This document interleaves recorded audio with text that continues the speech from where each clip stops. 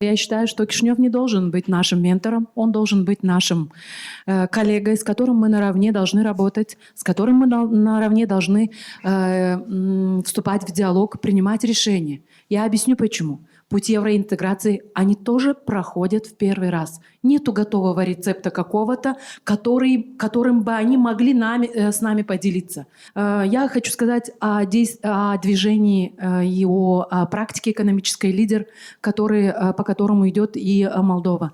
Это часть одной из политик Министерства сельского хозяйства.